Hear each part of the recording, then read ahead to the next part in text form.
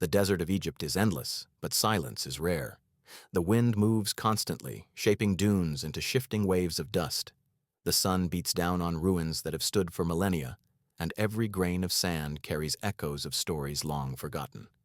Yet, among these countless stories, one has haunted archaeologists and explorers for centuries: the story of the lost labyrinth. It begins not with an Egyptian, but with a Greek, Herodotus, the father of history. Around 450 BC, Herodotus journeyed through Egypt and recorded what he saw. In his histories, he described a structure so vast, so astonishing, that even the Great Pyramid paled beside it. "It surpasses even the pyramids," he wrote.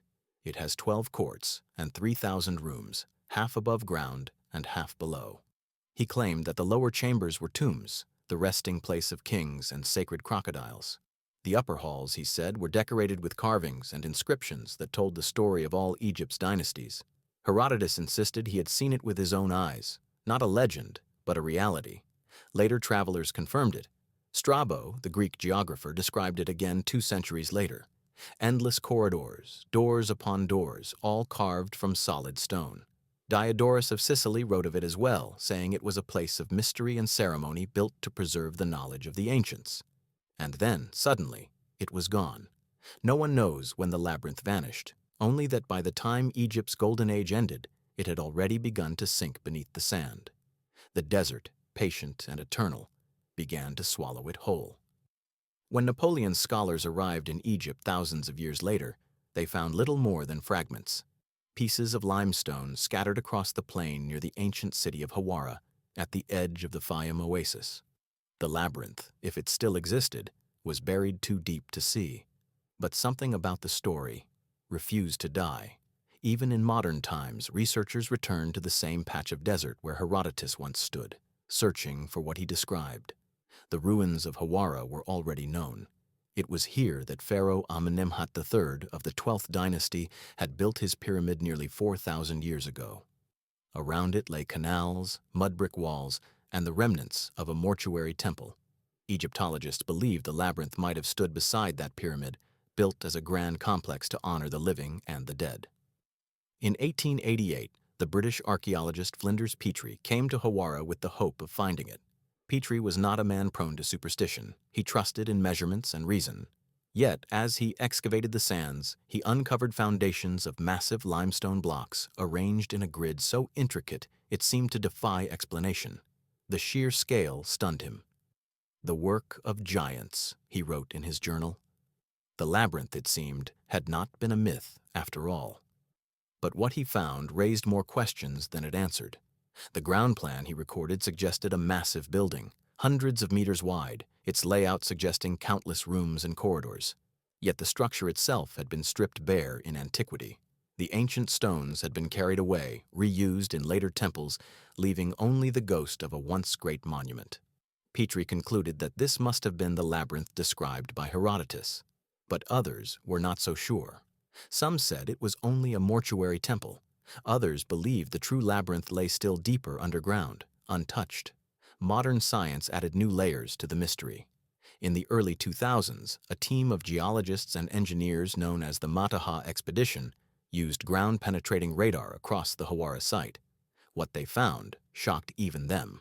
Beneath the sand and silt, their instruments revealed massive rectangular anomalies, structures of immense size buried below the water table. Their readings suggested chambers, corridors, and foundations extending far beyond the known ruins. It was as if a hidden city lay beneath the desert, sealed away by time. Yet their findings were never officially published. The Egyptian government halted further excavation, citing preservation concerns. The data was quietly archived. The labyrinth was hidden once more. For those who believe in its existence, this secrecy only deepened the legend. Why would such a discovery be suppressed? What lies beneath Hawara that cannot be shown?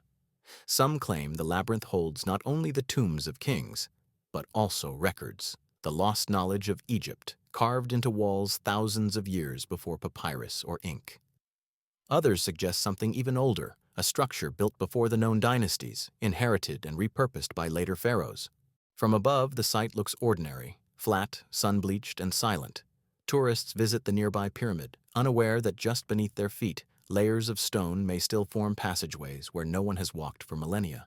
The air is dry, the sand endless, but the whispers persist. When the wind blows across Hawara, it seems to hum faintly through unseen hollows below.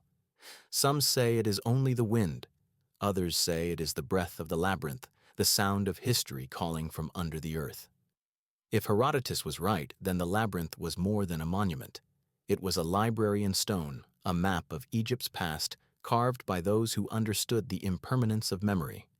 They built their history into the walls themselves, so that even if time destroyed their books and scrolls, their story would remain in the rock. And somewhere under the desert, those walls may still stand, waiting for the world to listen again. Long before the labyrinth was buried by time, it was the pride of Egypt, a creation so grand that even the pharaohs who came after could not surpass it. The story begins with Pharaoh Amenemhat III, ruler of the 12th dynasty nearly 4,000 years ago. His reign marked the height of the Middle Kingdom, a period of prosperity, innovation, and quiet ambition. Amenemhat was not just a king, he was a builder, an engineer, a master of water and stone. And it was under his rule that the labyrinth was born. Egypt, in his time, was both powerful and fragile. The Nile gave life, but it also demanded control. The floods that sustained crops could also destroy them, and the deserts beyond the river's reach were both protection and prison. Amenemhat understood this balance better than most. He ruled not only with soldiers, but with builders. He ordered canals to be dug, dikes to be raised, and reservoirs to be formed. His most ambitious project was the Fayum Oasis, a region transformed from barren land into fertile fields through massive irrigation works. The labyrinth, historians believe, was part of this grand vision, a temple complex to oversee the waters, the gods, and the dead. The location he chose was Hawara, near the edge of the Fayum Depression. There, amid shifting sand and ancient lakes, Amenemhat planned something unlike anything Egypt had seen before. The temple would be both a symbol of his power and a monument to eternity, part administrative center, part funerary complex, and part sanctuary for the divine. But the deeper purpose of the labyrinth has never been fully understood. Some ancient accounts say it was built to unite all of Egypt's provinces under one sacred roof, 12 courts for 12 nomes, each representing a region of the kingdom. Others say it was constructed to mirror the underworld itself, a physical map of the afterlife that only the initiated could navigate. No written record from Amenemhat's time survives to confirm his intent, but what Herodotus, Strabo, and Diodorus describe centuries later suggests that it was not merely architecture, it was theology in stone. It was a marvel surpassing all description, wrote Strabo, for within the roofed halls were temples, tombs, and courts, all surrounded by walls carved with figures of the gods. He said it was impossible to describe its magnificence in words, that one had to walk its endless corridors to understand its meaning. Imagine standing at its entrance, towering pylons of limestone gleaming under the desert sun, the air thick with heat and silence. Before you stretched a series of immense courts, each lined with colonnades and statues. Behind them, corridors led into shadow, halls branching like veins, disappearing into darkness. The ceilings were high, supported by massive stone beams, and the walls were covered in hieroglyphs that told the story of Egypt's kings. The air would have been cool inside, echoing softly with footsteps. It was said that no man could find his way through without a guide. One wrong turn, and he would wander endlessly. The complexity of the design has puzzled historians for centuries. How did Amenemhat's architects construct such an immense structure using only simple tools? The blocks used in its foundation weigh several tons each, cut with precision that even modern engineers admire. The labyrinth's design suggests not only scale but intention, each passage, each chamber, placed according to some hidden logic. Some have theorized that it was built according to astronomical alignments, its corridors positioned to mirror constellations or track the movement of the sun. Others believe it encoded sacred geometry, a symbolic pattern reflecting the order of the cosmos. In Amenemhat's time, Egypt's religious beliefs were evolving. The afterlife was no longer reserved for kings alone. It was a promise extended to all who lived rightly. The pharaoh's role had shifted from divine ruler to divine shepherd, the one who ensured that the balance of Ma'at, the order of the universe, was maintained. The labyrinth may have been his ultimate expression of that ideal, a structure that united heaven and earth, the living and the dead, the physical and the spiritual. Its upper levels served the world of the living, administration, ceremony, law, while its lower levels, according to ancient writers, were tombs.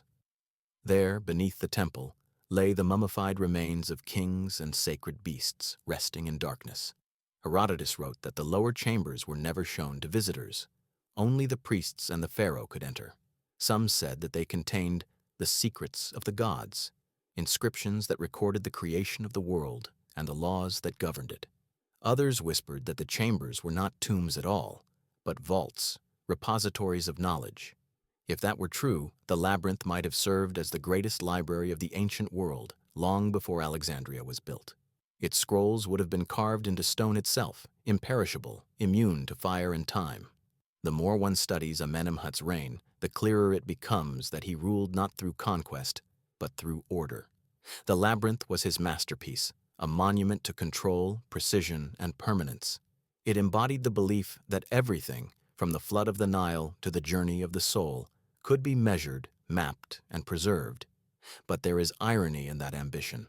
For all its strength, the labyrinth could not withstand the slow erosion of history. What was built to last forever now lies in fragments, its halls lost beneath the desert. And yet, the memory endures. The labyrinth may be gone, but the idea of it continues to echo through time, a structure so vast it blurred the line between man and God, earth and sky. It was a map of Egypt's soul carved into stone, and even buried, it refuses to be forgotten. The sands may have covered it, but they have not silenced it. When the labyrinth was still standing, Egypt was already old. Its kings had ruled for centuries, its pyramids had watched the stars for 1,000 years, and its temples echoed with prayers older than most nations would ever be. Yet even in that age of monuments, one structure stood apart, a mystery within stone. Those who saw it never forgot it. Those who heard of it could not believe it existed. The first to write of it was Herodotus, the Greek historian who visited Egypt in the 5th century before Christ. He had come to record the wonders of the world, but what he saw at Hawara left him speechless. In his histories, he tried to describe it, though even his words failed to capture it. "It has 12 courts," he wrote, "all roofed, with gates opposite one another, 6 facing north and 6 facing south, all enclosed by one wall. Inside, there are 3,000 rooms, half underground, half above. I went through the upper ones myself and found them filled with magnificent carvings and statues of the gods." He said the ceilings were made of a single block of stone, slabs so heavy and perfect that they seemed impossible to lift. Each chamber led into another, and each doorway opened into more halls beyond. "It is beyond all description," he wrote. "Even the pyramids are less marvelous." But the lower rooms, he said, were forbidden. "The priests would not let me see them," he added, "for they contain the tombs of kings and sacred crocodiles." Herodotus was not prone to exaggeration, yet later travelers said he understated its majesty. 2 centuries later, another Greek, Strabo, the geographer, visited Egypt and saw the labyrinth himself. He wrote that it was a great palace composed of as many palaces as there were nomes, meaning provinces of Egypt. Each region had its own hall, decorated with columns and inscriptions. "It is a work," he said, "that surpasses even the pyramids." He described winding passages, hidden doors, and endless corridors where one could become lost for days.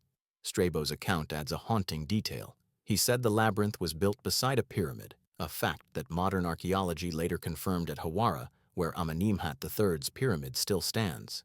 He also noted that the complex included a vast underground network where the priests performed sacred rites and guarded the tombs of the dead.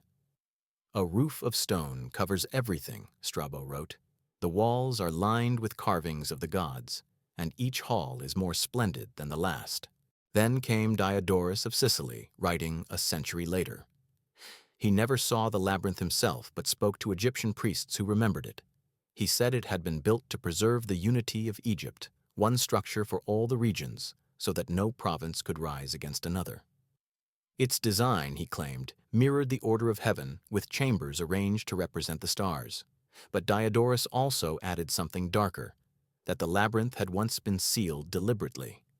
"They closed it," he wrote, so that none might disturb the rest of those buried within. For in those lower halls lie the kings who ruled before the flood. It was a strange phrase, before the flood. Some historians believe he meant the floods of the Nile. Others think he referred to a greater deluge, one that appears in myths across the ancient world, the same flood that erased cities and civilizations long before history began. Whether metaphor or memory, the idea that the labyrinth held knowledge from an earlier age has endured ever since. By the time the Romans came to Egypt, the labyrinth had already begun to fade.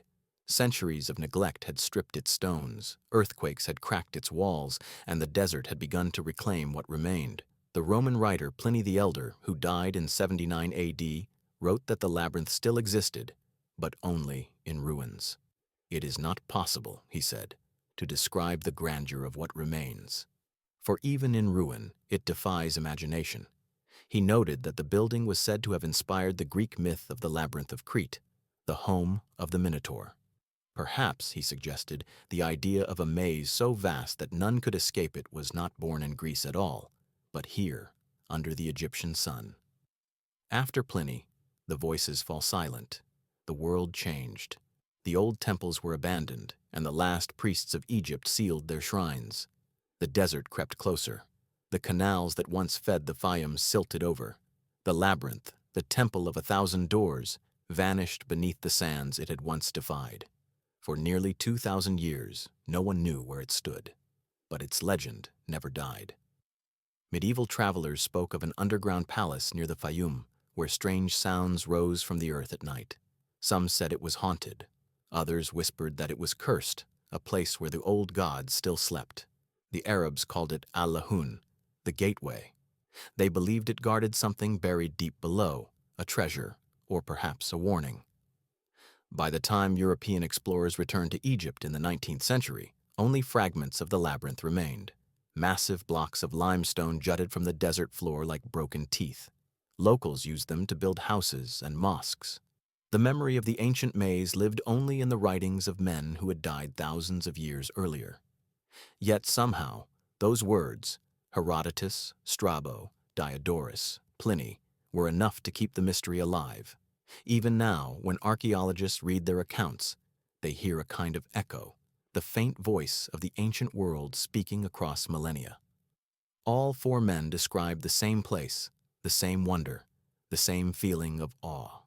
They stood at different moments in history, yet they all saw the same impossible structure. That unity of testimony is what gives the story its strength.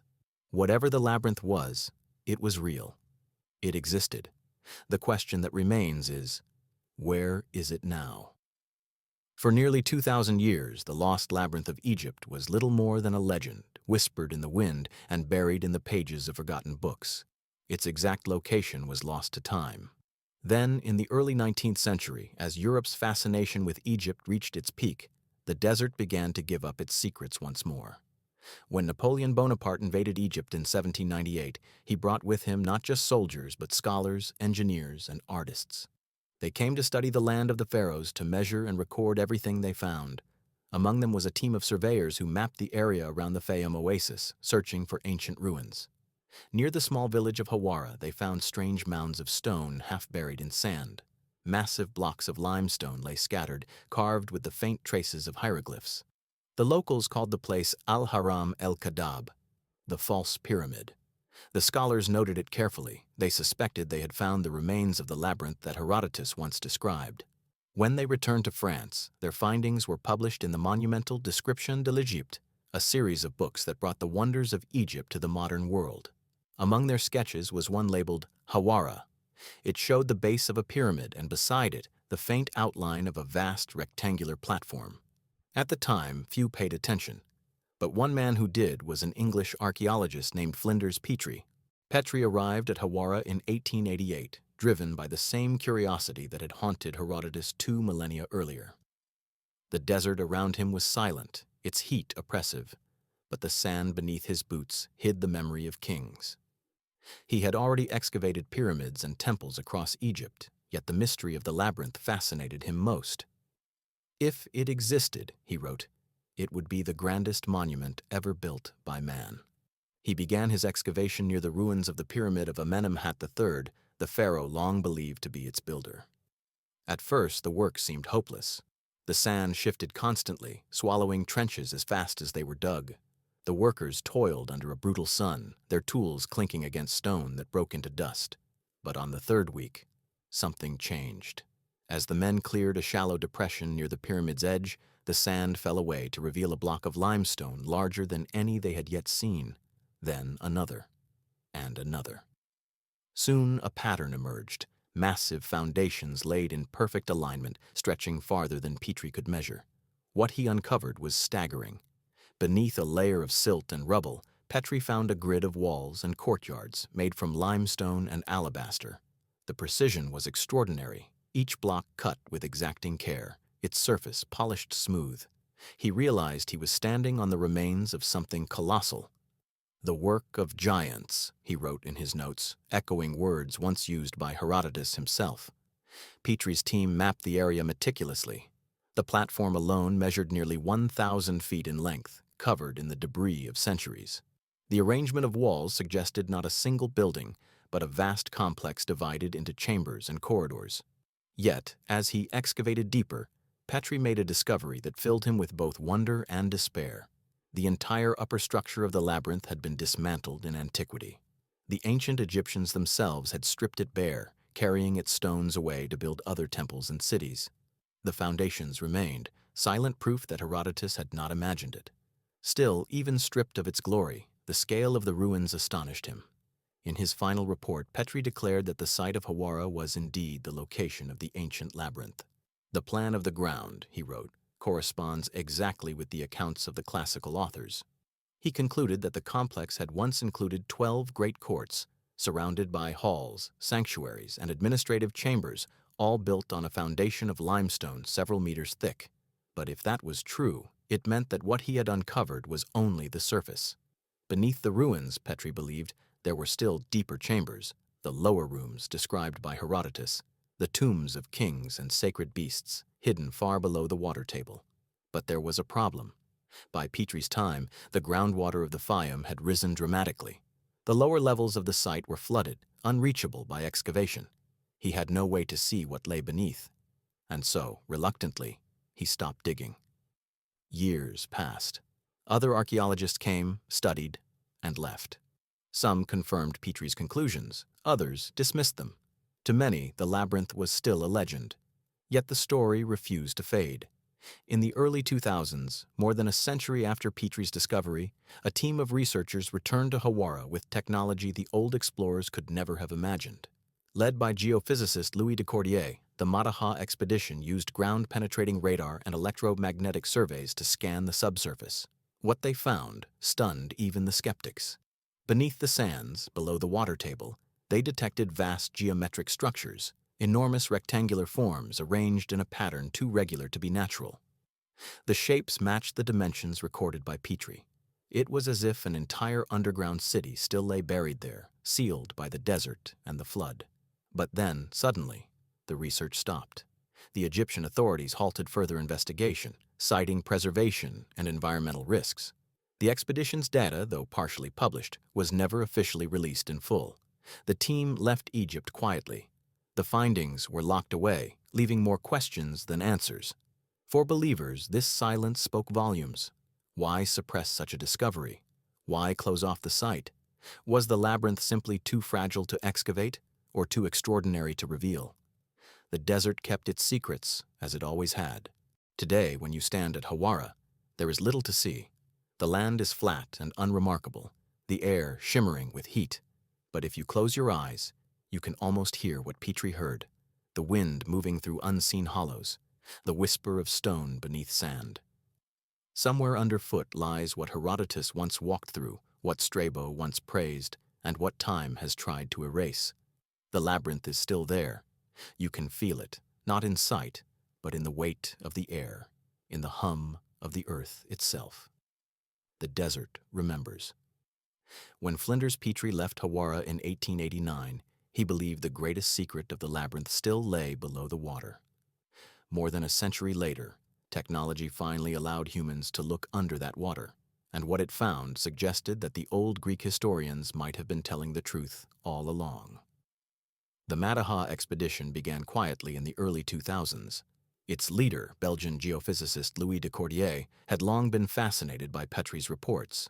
Using ground-penetrating radar and advanced electromagnetic sensors, his team scanned the entire plateau surrounding the pyramid of Amenemhat III. The results came back in the form of blurred digital echoes, color maps of density and shape. To most eyes, they looked abstract, but to the scientists who studied them, they were unmistakable. The outline of architecture. Beneath the surface, starting roughly 8 meters down and extending beyond 40, the instruments detected rectangular anomalies, massive, repeating structures aligned in a geometric pattern. Some measured over 20 meters across, separated by corridors or empty spaces that looked like passageways. Others formed clusters, like rooms grouped around courtyards. The shapes stretched for hundreds of meters under the sand, far wider than Petrie's exposed foundations. "It is as if an entire second city exists below the first," one researcher said later. The radar could not reveal walls or hieroglyphs, only voids and densities, yet even those were enough to astonish. The formations were too precise to be natural. Rock fractures do not form perfect rectangles, nor do geological faults repeat in measured grids. Something was there. Something built. The excitement was immediate. If these were man-made chambers, then the labyrinth still existed, entombed beneath layers of mud and groundwater. But excitement soon gave way to frustration. The region's water table, swollen by modern irrigation, made direct excavation impossible. Each attempt to dig quickly flooded. Pumping the water out would have risked collapse or contamination of nearby farmland. The expedition applied for deeper surveys, perhaps even drilling a narrow observation shaft, but permission never came. The Egyptian authorities, already cautious about large-scale digs, halted further work. Officially, the reason was environmental protection. Unofficially, no one could explain the sudden silence. De Cordier's team released partial summaries of the scans at a conference in Cairo. The data showed layer upon layer of regular structures buried beneath a solid surface crust. "What we see," he said, "is a system of enormous scale. If natural, it would be unique on Earth." Then just as quickly, the results disappeared from public view. The project website went offline. No detailed maps were published. The desert reclaimed its secrecy once more. That void of information gave birth to speculation. Some researchers argued that the anomalies were only natural rock ridges shaped by ancient floods. Others saw evidence of entire underground complexes, the legendary lower chambers of the Labyrinth where, according to Herodotus, the kings of Egypt slept beside the sacred crocodiles of Sobek. A few went further still, claiming the site could contain pre-dynastic remains, relics of a civilization older than Egypt itself. The theories multiplied, but the evidence remained locked beneath water and sand. Meanwhile, satellite imagery of the region began to reveal patterns invisible from the ground, faint, rectilinear discoloration stretching away from the pyramid like the ghostly footprint of a buried city. When the images were compared with Petrie's maps, the alignment was perfect. Whatever lay beneath Hawara followed the same ancient plan, a vast rectangular grid surrounded by walls and courtyards. Engineers studying the data noted something else: the depth. Some of the anomalies reached nearly 40 meters below surface level, far deeper than typical Egyptian temple foundations.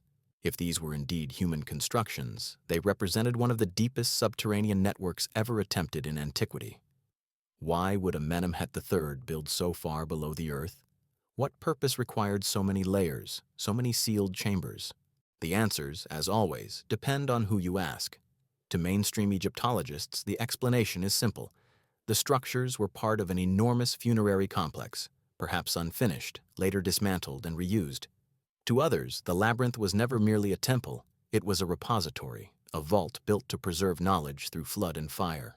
Ancient writers had hinted at it: the tombs of kings, the records of dynasties, the stories of gods inscribed on indestructible walls. If those records survived, they could rewrite history itself. Such claims are impossible to prove, but the scale of the ruins gives them power. In an age when most ancient architecture has been catalogued, Hawara remains a blank on the map, a place where even science hesitates to dig. Some say the government fears looting. Others whisper of radiation readings, magnetic anomalies, or deeper reasons best left unsaid. The truth is simpler. The site is fragile. and water is merciless. The labyrinth, if it still stands, is trapped between preservation and discovery. Today, the entrance to Petrie's Trench lies under dust and weeds. Villagers pass by without notice, their lives ruled by the same Nile that once sustained the pharaohs. Only the hum of the desert wind breaks the stillness. Yet beneath that silence lies geometry, angles, corridors, chambers, the architecture of memory itself.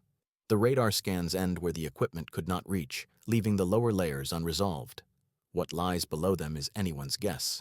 Perhaps Herodotus exaggerated, perhaps Strabo dreamed, or perhaps the priests of Amenemhat truly sealed away their king and his secrets in a labyrinth meant never to be found. In the end, the instruments fell silent, the reports were filed, and the desert remained unbroken. But the data, those flickering radar lines, still whisper of hollow space where solid rock should be. And in those hollows, imagination sees doorways, steps, and halls filled with darkness. Until someone descends again, the labyrinth sleeps, perfectly hidden, perfectly real. Every mystery has two sides, the evidence we can measure, and the questions that refuse to fit inside it. The lost labyrinth of Egypt sits exactly between those worlds. For archaeologists, it is a site of stone, sand, and history. For others, it is something far greater, a door between eras, a remnant of a forgotten age. The mainstream explanation begins with Amenemhat III himself. He ruled during one of Egypt's most stable and prosperous dynasties, when the country was united and the Nile's floods were predictable. To many historians, the labyrinth was simply the pharaoh's grand administrative complex, a vast center where priests, scribes, and governors gathered under one roof. The 12 great courts that Herodotus described may have represented the 12 nomes, or provinces of Egypt, each with its own shrine and chamber. The endless corridors could have been archives, storerooms, and halls of judgment. In this version, the labyrinth was a monument to order, Egypt's political and spiritual unity carved in stone. Its lower chambers, the so-called tombs of kings, may have been catacombs or ritual vaults linked to the nearby pyramid. When the dynasty ended and the kingdom shifted north, the temple was abandoned. Later builders stripped it for limestone, and centuries of flooding buried what remained. But even within academic circles, the labyrinth stands apart. No other Egyptian monument combines such size with such complexity. The descriptions from antiquity, 3,000 rooms, dual levels, carvings beyond imagination, strain belief. If Herodotus exaggerated, his error was shared by Strabo and Diodorus, who lived centuries apart. That consistency troubles skeptics. Something of enormous scale must have stood there, even if only fragments now survive. Beyond archaeology lies the second layer of theory, the one that science cannot confirm but imagination refuses to ignore. It begins with a single idea, that the labyrinth was built not only as a temple, but as a repository of knowledge. Ancient Egyptian priests were guardians of what they called the sacred writings of Thoth, records of mathematics, astronomy, medicine, and the mysteries of the soul. According to legend, these writings were kept in hidden sanctuaries known only to the initiated. Some researchers believe the labyrinth may have been one such sanctuary, a stone archive designed to outlast civilization itself. Its walls, carved with hieroglyphs and symbols, could have preserved the entire history of Egypt before papyrus existed. If so, its destruction or burial would have erased a library older than Alexandria, a record of human memory lost to the sand. Herodotus's description fuels this belief. He said that every wall was covered in inscriptions depicting the history of Egypt, and that the lower chambers contained the tombs of the first kings, the ones before the flood.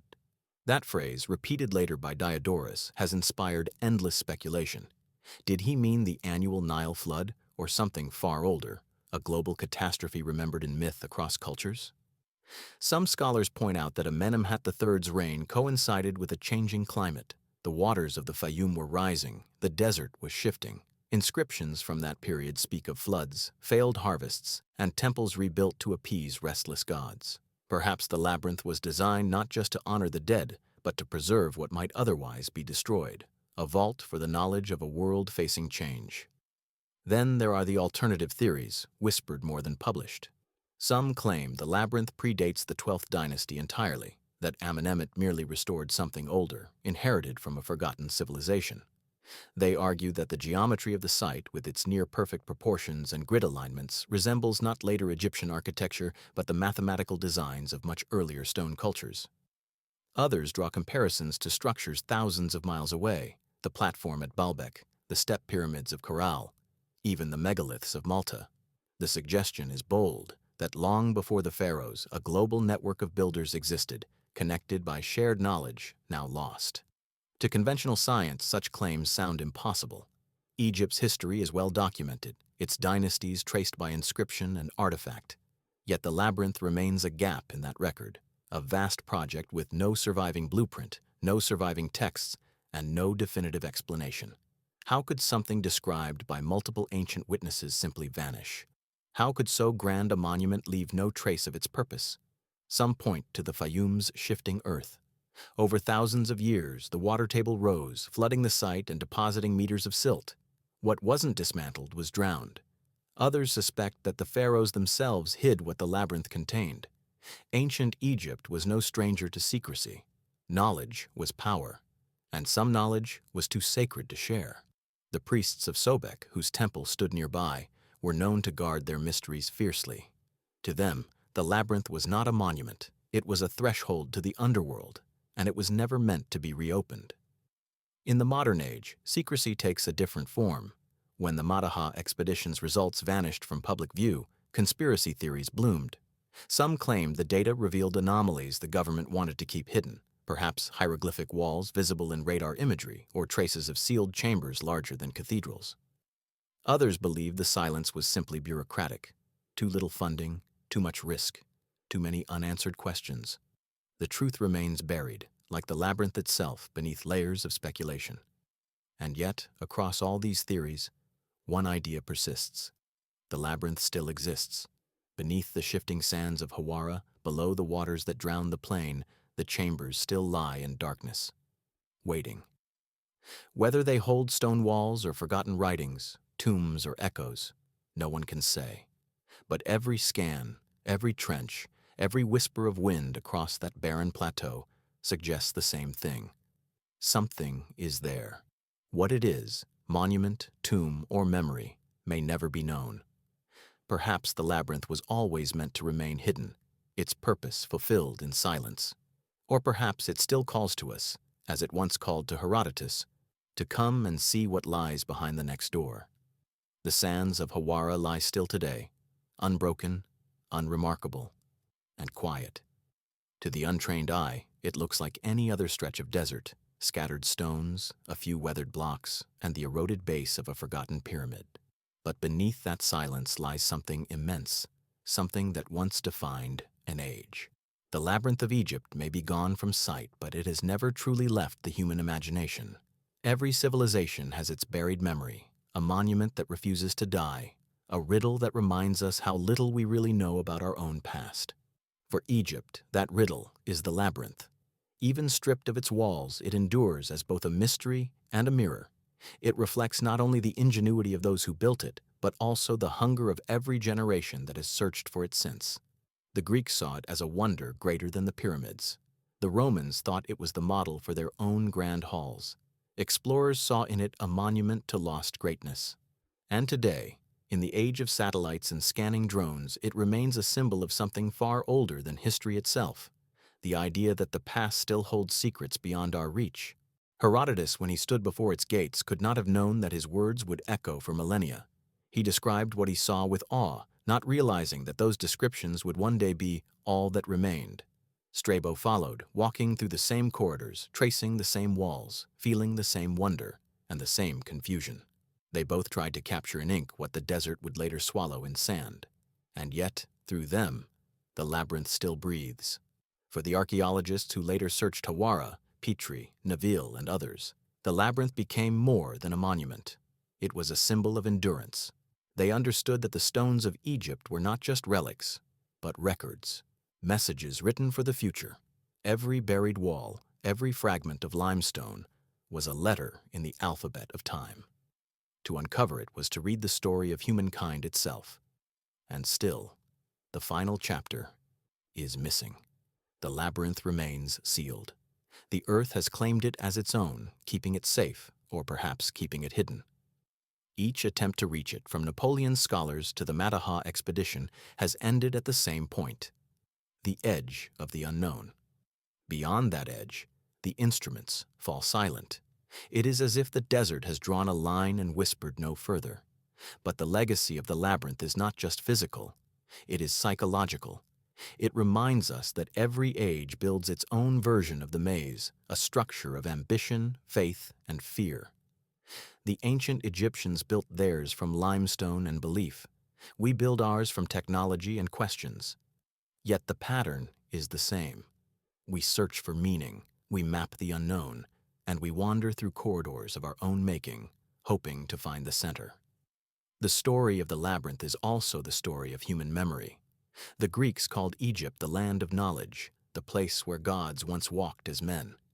When they spoke of the labyrinth, they were speaking about the act of remembering, how we carve our stories into stone so they will not fade. But memory, like sand, shifts. It buries some things and exposes others. The labyrinth may still lie beneath the desert, but it also lives inside us, in the questions we continue to ask. In a way, its disappearance is what made it immortal. Had it survived intact, it might have become just another ruin, measured and catalogued. Instead, it became a myth that transcends time, half history, half dream. It reminds us that there are places where history ends and legend begins, and that sometimes the border between them is as thin as a shadow. When the sun sets over Hawara, the air cools and the sand turns gold. The pyramid of Amenemhat III casts a long, slanted shadow across the plain. Beneath it, the desert sleeps, and somewhere in that silence, the labyrinth waits. The wind moves gently, carrying grains of sand across unseen openings, ancient vents, perhaps, or cracks in the buried stone. If you listen closely, you might imagine you hear something, a hollow sound, like breath caught in the earth. It could be the wind, or it could be the echo of 1,000 rooms remembering themselves. For those who believe in symbols, the labyrinth represents the human journey, the path through confusion toward understanding. Its twisting halls mirror the mind itself, full of turns, false doors, and moments of light. To walk it is to walk through one's own history, facing the darkness within to find the truth at the center. Maybe that is why we still search for it, not just to uncover stones, but to uncover ourselves.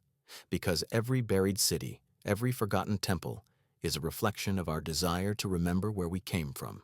We dig not only for the past, but for meaning. And sometimes what we uncover is more profound than what we expected. Someday, perhaps, the waters of the Fayum will recede again. Someday the sand will shift, and the halls of the labyrinth will see daylight for the first time in thousands of years. When that day comes, it may not reveal what we expect. It may not be treasure or writing or gold.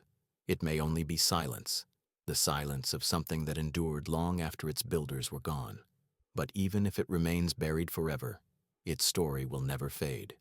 It will continue to whisper through time, calling to every explorer, every thinker, every dreamer who looks at the horizon and wonders what lies beneath. Because beneath the sands of Egypt, beneath the noise of the modern world, something ancient still waits. And it is patient. It has always been patient. The labyrinth does not need to be found to be real. It only needs to be remembered.